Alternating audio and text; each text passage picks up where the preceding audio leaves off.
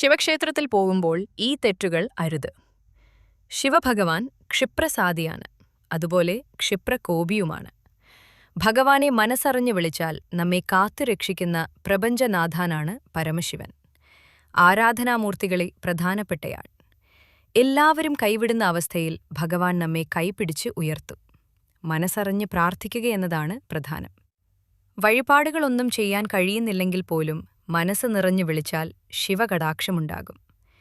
ശിവക്ഷേത്രത്തിൽ ദർശനം നടത്തുന്നവർ ധാരാളമുണ്ടാകും. മറ്റുള്ളവർക്ക്, അത് നമ്മുടെ ശത്രുക്കളാണെങ്കിൽ പോലും, അവരുടെ നാശത്തിനായി പ്രാർത്ഥിക്കരുത്.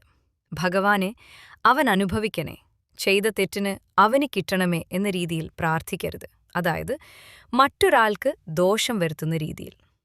ഇത് നമുക്ക് തന്നെ തിരിച്ചടിയാകും. ആരെങ്കിലും തെറ്റ് ചെയ്തിട്ടുണ്ടെങ്കിൽ അവർക്കുള്ളത് ഭഗവാൻ നൽകും.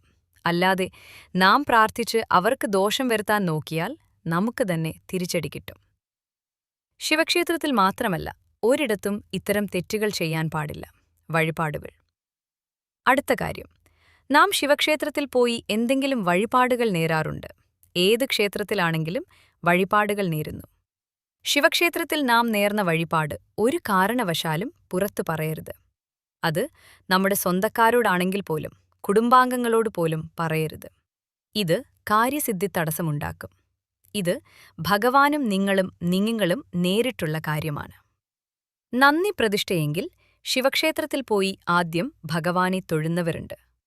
നന്ദി പ്രതിഷ്ഠയെങ്കിൽ ആദ്യം 3 തവണ നമഃശിവായ ചൊല്ലി നന്ദിയെ പ്രാർത്ഥിച്ച ശേഷം ശിവനെ തൊഴുക.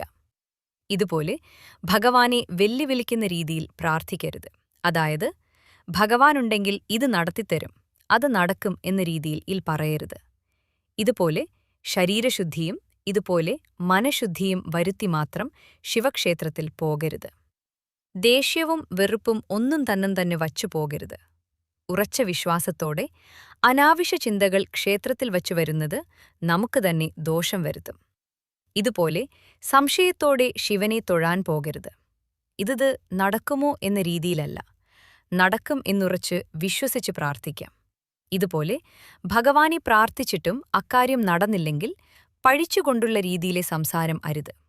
അതിൽ നല്ലത് ദൈവം നിങ്ങൾക്കായി കരുതി വച്ചിരിക്കുന്നതിന്റെ സൂചനയാകുമിത്.